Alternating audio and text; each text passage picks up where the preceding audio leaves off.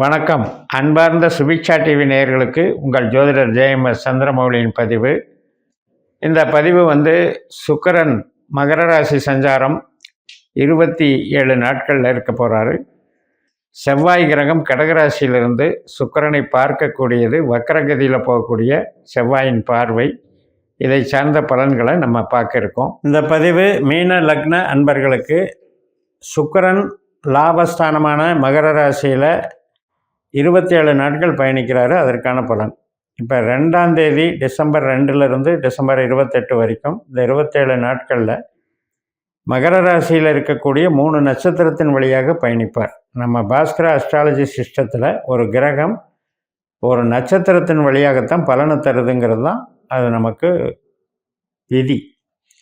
இப்போ நமக்கு அட்டமாதிபதி 8குடையவன் சுக்கிரன் அப்படின்னு சொன்னாலும், 3ஆம் இடத்துக்கும் 8ஆம் இடத்துக்கும் உடையவர்னு சொன்னாலும், நட்சத்திர ஆற்றல் எங்கே இருக்குன்னு பார்க்கணும். நமக்கு பணம் கொடுக்குற ஸ்தானமான 2ஆம் இடமான தனஸ்தானத்தில் தான் சுக்கிரனுடைய பரணி நட்சத்திரம் இருக்குது.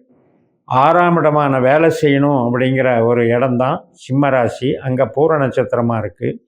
10ஆம் இடமான தனுசு ராசி தான் நம்மளுடைய தொழிலை குறிக்கிற ராசி, அங்கே பூராட நட்சத்திரமாக இருக்குது. இந்த 2, 6, 10ங்கிற கான்செப்ட் சுக்கிரன் தன்னுடைய சொந்த நட்சத்திரத்திலே இருந்தாருன்னா, அவருடைய திசை நடந்ததுன்னா நமக்கு மிகப்பெரிய தொழில் வளர்ச்சியை உண்டு பண்ணி கொடுத்துருவார்.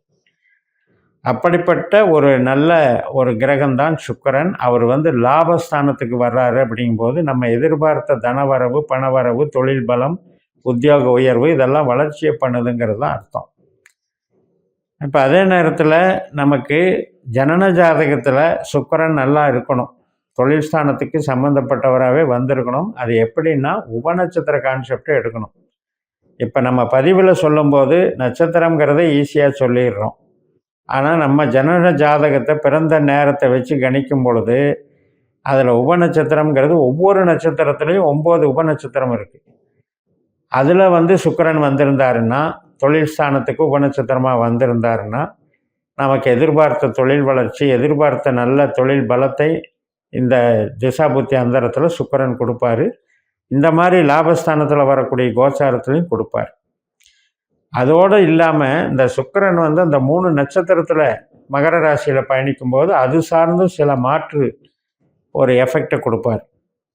இப்போ நமக்கு சூரியன் 6ஆம் அதிபதி, ஆனால் 11ஆம் இடத்துக்கு அது 8ஆம் அதிபதி. அதனால் சில 11ஆம் இடம்ங்கிறது நண்பர்களை குறிக்குது, மூத்த சகோதர சகோதரியை குறிக்கிறது. அந்த ஸ்தானத்துக்கு அந்த சூரிய நட்சத்திரம் போகிறது கொஞ்சம் இடைஞ்சலாக இருக்கும். இப்போ டிசம்பர் 2ஆம் தேதியிலேருந்து டிசம்பர் 11 வரைக்கும் அந்த தாக்கம் இருக்கும். அவங்களுக்கு சில அவஸ்தைகள் ஏற்படும், அவங்களுக்கு சில ட்ரீட்மெண்ட்டோ அல்லது நமக்கு ஆரோக்கிய குறைபாடுகளோ சூரியனுங்கிறதுனால கெடுபலனை கொடுப்பார். அதே நேரத்தில் சூரியன் அந்த மகரத்துக்கு லாபஸ்தானமான விருச்சிகத்தில் இருக்கார். 16ஆம் தேதி வரைக்கும் சூரியன் அங்கே தான் இருப்பார். அதனால் பெரிய அளவில் பாதிக்காமையும் பார்த்துக்குவார். இப்போ அடுத்த பாயிண்ட்டு திருவோண நட்சத்திரத்துக்கு வருது சுக்கிரன். அப்போ 11ஆம் தேதியிலிருந்து 23ஆம் தேதி வரைக்கும் 12 நாட்கள் சந்திரன் மாதிரி சுக்கிரன் செயல்படுறார். சந்திரன் நமக்கு பூர்வ புண்ணிய கிரகம். சந்திரனுடைய நட்சத்திரம் நமக்கு எங்கே இருக்குது? 3ஆம் இடம், 7ஆம் இடம், 11ஆம் இடத்துல இருக்குது. அதனால் நமக்கு உறவு சார்ந்த நன்மைகள், மாஸ்டர் ஒரு ஒரு விஷயத்தை அறிவு பூர்வமாக நம்ம அதில் மாஸ்டர்ஷிப் ஆக்கிறது. 2வது நமக்கு கம்யூனிகேஷன் லைனோ, கமிஷன் துறையோ, சினிமா துறையோ, கலைத்துறையோ, புத்தகத்துறையோ இதெல்லாம் பதிவு பத்திர பதிவுகள் பண்ணுறோம் இல்லையா, அந்த துறையோ இது எல்லாத்துக்குமே நன்மை கொடுக்குது. சிறு பிரயாணங்கள், நினைத்த நபர்களை சந்தித்தல், இதுக்கெல்லாம் கணவன் மனைவி உறவு, இதுக்கெல்லாம் சாதகத்தை கொடுக்கறது தான் சந்திரன். அப்போ திருவோணத்தில் சுக்கிரன் போகும்போது இது சார்ந்த நன்மைகள் நடக்கும். நம்ம ஒரு இன்பத்தை பயன்படுத்திக்கலாம். குழந்தைகள் வழியிலையும் ஜாலியாக நமக்கு அந்த பொழுதை கொண்டு போகும். வெளியூர் பிரயாணங்கள் போகிறது வர்றது, சந்தோஷமான நிகழ்வுகளில் கலந்துக்கிறது, சுபகாரியங்களில் ஈடுபடுறது, சுபகாரியங்களுக்கான ஒரு ஆயத்த பணிகள் நமக்கு நல்லா நடக்கிறது, இதெல்லாம் நல்லபடியாக நமக்கு நிறைவேறும். அதுக்கு அடுத்தபடியாக 23ஆம் தேதியிலேருந்து 28ஆம் தேதி வரைக்கும் ஒரு 6 நாள் செவ்வாயினுடைய நட்சத்திரத்தில் செவ்வாய் மாதிரி செயல்படுறாரு. அந்த செவ்வாய் தான் இப்போ நமக்கு மீன லக்னத்திற்கு 5ஆம் இடத்துல இருக்கார். கடகராசியில் வக்கரகதியில் போயிட்டுருக்கார். அவருடைய பார்வை சுக்கிரன் மேலே விழுகுது. அப்போ இது ஒரு வகையில் நல்ல அமைப்பு தான். உறவுகள் சார்ந்த விஷயங்களுக்கும் ஒரு திருமணம் நிச்சயிக்கிறதுக்கு எல்லாத்துக்குமே சிறப்பாக இருக்கும். நூதனமான கருவிகள், இப்போ ஆர்கிடெக்டு சம்மந்தப்பட்டது, ஹார்ட்வேர் சம்மந்தப்பட்டது, ஸ்பேர் பார்ட் சம்மந்தப்பட்டதெல்லாம் நூதனமான கருவிகள், ரியல் எஸ்டேட்டு, விவசாயம், இது சார்ந்து நம்ம ஒரு டிசைனிங்கில் இருக்கிறது.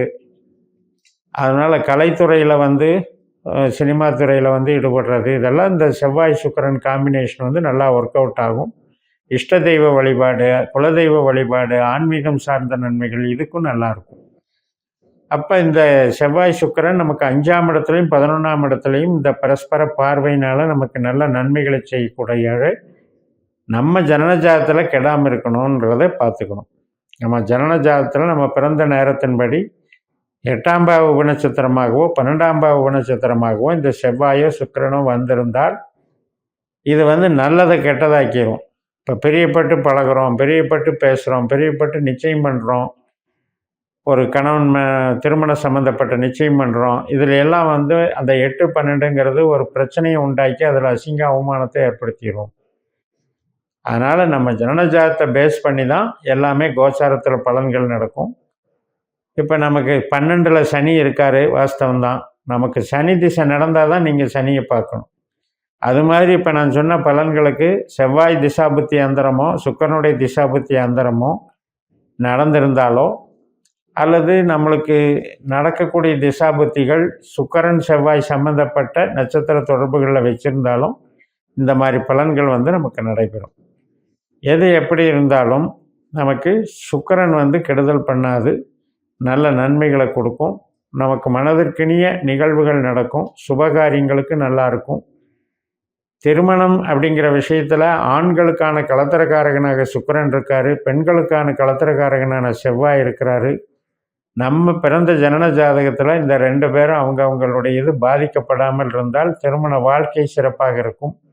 அப்படிப்பட்ட ஒரு அமைப்பில் இருக்கிறவங்களுக்கு இந்த மாதிரி கோச்சாரத்தில் நன்மைகள் நடக்கும். இந்த 27 நாட்களும் அந்த மேரேஜ் ஃபிக்ஸ் ஆகிறது, அதுக்குண்டான ஒரு அடுத்தடுத்த நிகழ்வுகளுக்கு நீங்கள் ப்ரிப்பேர் ஆகிக்குவீங்க.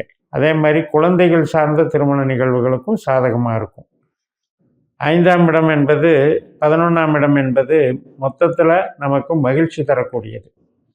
அப்போ நம்ம என்னெல்லாம் இது நாள் வரைக்கும் உறவுகள் சார்ந்தோ நமக்கு ஒரு மூளை உழைப்பு சார்ந்தோ என்னெல்லாம் எதிர்பார்த்துக்கிட்டு இருந்தோமோ அதெல்லாம் நமக்கு சாதகமாக நடக்கிறதுக்கான வாய்ப்புகளை இங்கே உருவாக்கி கொடுத்தோம். அதனால் நாம் சுக்கிரனை பொறுத்த வரைக்கும் ஒரு திசை நடந்தால் மீன லக்னக்காரர்களுக்கு அது அட்டமாதிபதி திசை அப்படின்னு 19 நம்ம எடுத்துக்கூடாது.